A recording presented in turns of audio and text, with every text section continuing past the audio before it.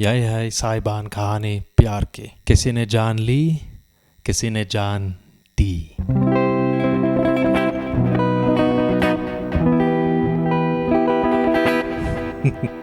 This is the story of Hasina Thi. So it begins with a justice reclaimed. Ravi Verma wins back his father's stolen fortune from Sir Judah, a victory that could have marked a new chapter of peace. He calls his mother and his sister with joy and speaks of marriage to Kamini, the woman that he loves. But love in this story is a mask. Kamini serves only greed, not devotion. On the road home, near a temple dedicated to Kali, the goddess of destruction and time, Ravi's life ends, not by fate but by betrayal. His body falls into the abyss below a cliff, and with it, his family's hope also ends. In her grief, Ravi's mother turns to Lakshmi, goddess of wealth and fortune, pleading for balance, for a son to repay the debt of a life cut short. Kali and Lakshmi are not mere symbols here. They frame the story's moral axis. Kali, the destroyer, presides over Ravi's violent end, and Lakshmi, the restorer, answers decades later through Monty's rebirth. This is not just reincarnation, it is cosmic justice, written in devotion and destiny. 20 years later, Monty, a young musician, begins to dream of a life that is not his own. A melody awakens in visions of Ravi's death, and with each note the truth sharpens. Just the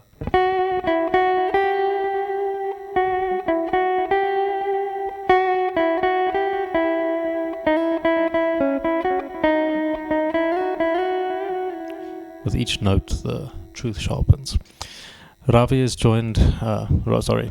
Monty is drawn to Uti. He uncovers the story of betrayal, the lives broken and the debts unpaid. And so Monty embraces the impossible. He understands and finally has this revelation that he is indeed Ravi, reincarnated, and vengeance is his inheritance. He has been reborn and given a second chance to right the wrongs that has been done to him and to his family. What follows is a game of shadows. Secrets are unearthed. Justice is drawn from fire and blood. Kamini meets the same cliff she chose for Ravi, and suddenly the past and the present coincide. Justice is served, wealth returns to the family, and they heal, and Monty finds new love. But the song remains. The song still lingers. It's a reminder, a sorrowful reminder of the treacherous nature of the illusion of love.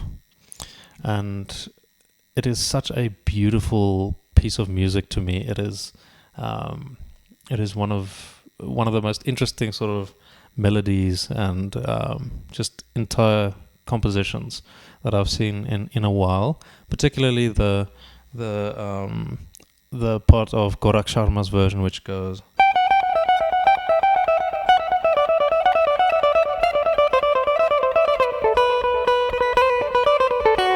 Just that whole part is just so beautiful. So how I came across the song was one of my long-time viewers, a guy by the name of Rambo Gameplay. Definitely check out his channel. He sent me a message saying I should check out this song, Hasina Thi. He sent me a live version of this performance, and it was performed by Gorak Sharma on, I think, a Gibson 335, something like that. And it's just an interesting tone, and I can see when he started the original, you can just see the second guitar player just look at everyone's like, yeah, everyone's just excited because they know this is the part, like this is the song. And it was just an incredible thing for me to see just that sort of secondhand vicarious joy of music. And then I actually mapped this entire song out according to a grid, and that performance, it constantly fluctuates with tempo. It is such an interesting thing because, I mean, in today's music and just everything is to the grid. Everything is perfectly aligned. Everything is quantized. Everything is corrected. And in this performance, I can hear certain string noises, certain mistakes and everything. And it was so beautiful, just that it was just this authentic performance. And then I was like, okay, Rambo, I need to learn this song. And then I learned it on stream, and it was really, really interesting. Some of the parts were a lot more difficult than others, like the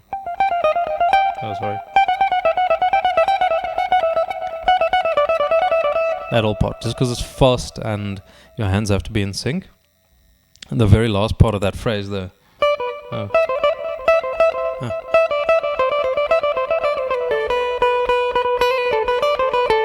part. That part was like something I kept getting wrong because I focused so much on that whole part, and then I just ignored the turnaround melody, that whole thing. But it was really just such a cool melody to learn. And then I was like, okay, I wanna record a cover for the specific song, but I want to know, how am I gonna make it my own? How can I be faithful to it and everything? And then I ended up watching so many versions of different people playing this song. I watched a bunch of different covers of it, and then I also watched the scenes from the movie. So the song was written for the movie Cars, which I believe means debt in Hindi. I do not speak Hindi, but I had to look at a bunch of translations of the lyrics of the song, and the fact that there's two versions, or rather, let me make it 3 versions of this song. First version is the one that I came across that Rambo told me, the one by Gorak Sharma, which is just an instrumental. Very, very cool. And then the second version that I came across was the one from the actual movie. And that movie, it's like 1980, very sort of, you can tell by the production quality and the just everything about it. Like it doesn't have the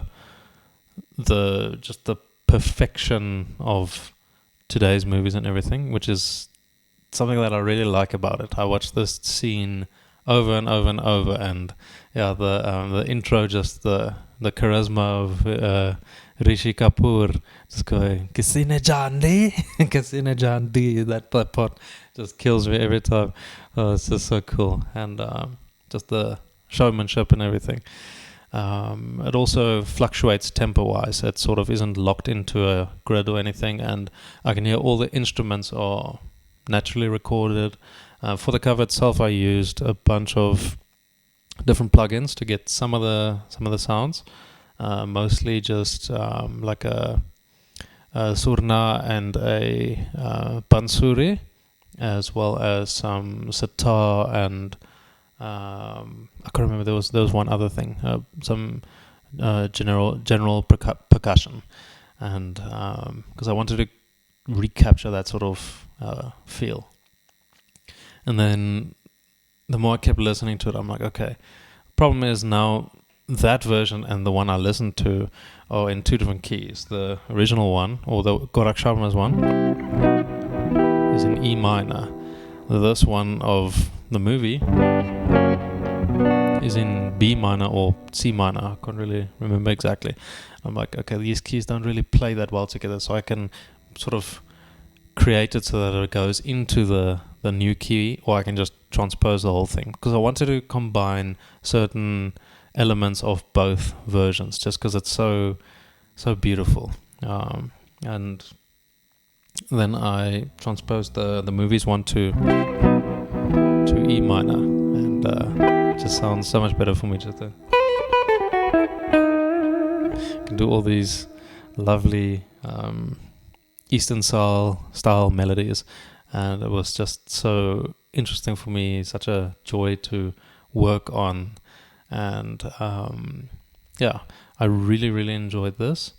The things I learned about it is also just some of the Hindi words, some of the phrases, some of the melodic styles. Obviously I will extrapolate my own way of playing onto it, but it was just such a joy to learn this thing. And I also did something that I haven't done in years, which is I recorded this whole thing without a metronome, and I just aligned the supporting instruments to the guitar versus the other way around. I wanted to capture that sort of fluctuation properly, and I didn't want it to be locked in with the grid. I didn't want it to be perfect.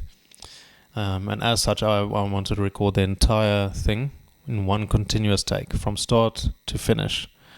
And I did that a number of times. It's so frustrating because you get everything right, like in some of the difficult sections, and then the easy section you'll be like, just like you mess something stupid up, and it's like, oh my word. So I had to re-record it a bunch of times, but the whole time, one continuous shot, start to finish. And then when I finished it, I realized, oh my gosh, I wasn't wearing my wedding ring. I forgot that. I'm like, oh. So I had to re-record it again and get it right. So then I eventually got it right, and well, not perfect. The whole point of it is I don't want it to be perfect. I actually watched a video a few years ago. I honestly cannot remember who the YouTuber is, but he has this strict philosophy when it comes to creating covers or any sort of thing that he posts, where he will do it one continuous take, start to finish. Any sort of pickup changes he'll have to do in the moment. No punch ins, no overdubs, no stop start, no section by section, the whole thing. One continuous performance, which is such a terrifying idea, because some songs are very long, some are very challenging, and it can be extremely frustrating. Everyone who's recorded something knows, as soon as you press that record button, your skills go out the window and just absolutely evaporates. So it becomes a case of, okay, do I want to portray perfection, or do I want to portray honesty and authenticity? And for the entire story of the song, for the performances that I watched, I'm like, okay, now I want to embrace this guy's philosophy of warts and all. You show everything, the mistakes, the string noise, the little bumps or whatever, just because it's important. It's really important that people see what it's supposed to sound like when you're practicing in your bedroom or when you're just playing or whatever. Like also live, things will never be perfect, but there is this growing ability to make things sound perfect. It's a lot easier to create a perfect illusion today than it was maybe 30 years ago. You can't it was a lot of effort, a lot of manual work to sort of make everything sound on time, on pitch, to clean everything up. But now it's becoming so easy. It takes significantly less time to produce something of perfect quality. But the problem now we're running into is everyone sounds perfect. And a beginner or someone who picks up the guitar can't even replicate maybe 2 or 3 notes of this perfection, because it's polished, it's mixed, it's mastered. Nothing wrong with mixing and mastering, like all that stuff, but the fact is it's not an authentic tribute or replication to the song. Even if the song was done with punch-ins or whatever. I don't care necessarily in this case how the people produced the song or the version or whatever, but as someone who's learning it, as someone who's recreating it, I want to be as honest and as authentic as possible. So what this song has really brought to me, it's a beautiful story about love and betrayal. It's a story as old as time. Greed, power, pride. But what this song has really taught me is just the idea of embracing the imperfections, of forgetting about perfection. Because I also fall into that trap. I would want to create something, and every time we create something, we want it to be perfect. We want it to be exactly on the same level as a multi-million-dollar production. And I mean, that is inaccessible to 99.99999% of people who don't have a team of 100 people behind them producing and editing and changing and marketing and doing all these extreme polishing activities to make this product perfect for consumption in the mass market. But this song has really flipped me on my head.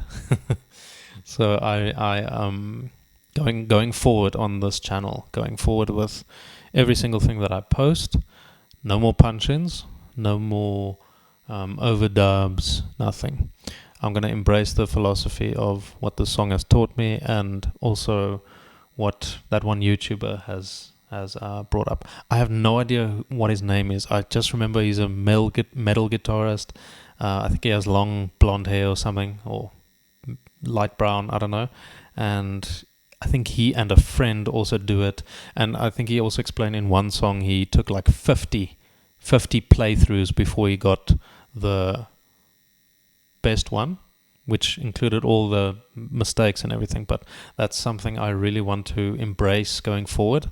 It's a lot more honest, it's a lot more authentic, and I don't think there are many channels or many musicians that are comfortable with portraying this sort of imperfect product.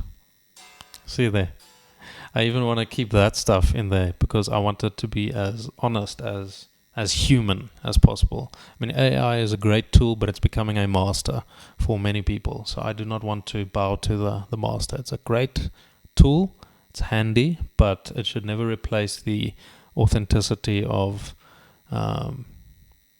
the human journey. It's a constant struggle. It's an ebb and flow.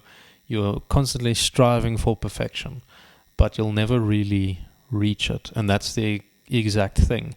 I can relate much more to a beginner who is struggling with something, and I see all their mistakes and everything, than I can with someone who's okay, I don't want to name any names or whatever, but someone who plays perfectly on the grid, who plays absolutely perfectly, doing all these taps and all these lovely things. Like, I can't relate to perfection because I'm not perfect. I can relate to mistakes, and there's this connection that you get as soon as you witness someone struggling with a piece of music that you maybe struggled with, or something that you're currently struggling with. There's this relatability and this joy that is just portrayed as a result of it. So I definitely want to just embrace this and do this for everything going forward. It'll be one continuous take.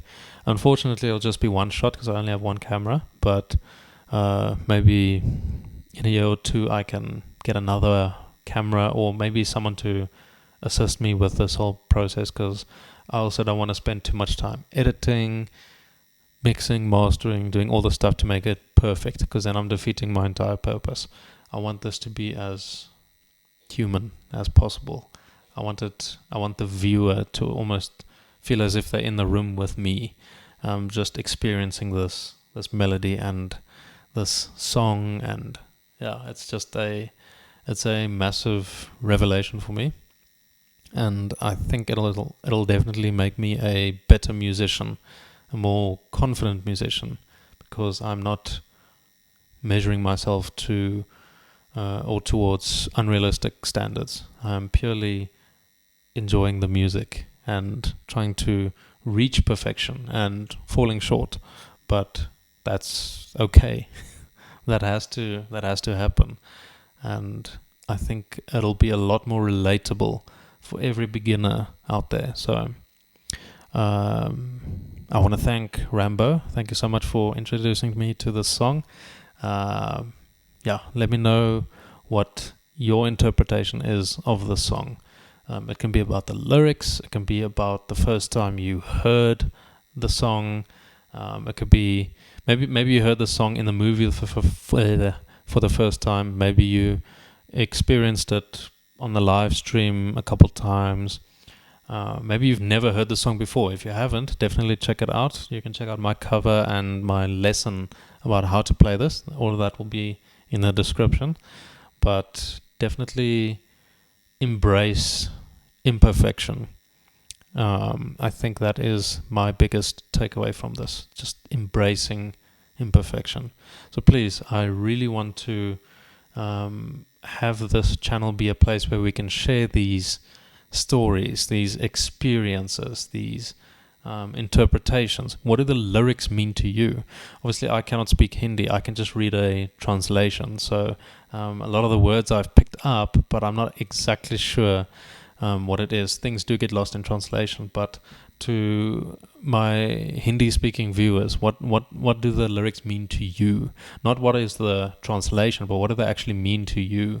What does the story mean to you? What does the song mean to you? What are some of the musical elements, like what do they convey to you? Does the use of a certain instrument evoke some sort of sense of nostalgia?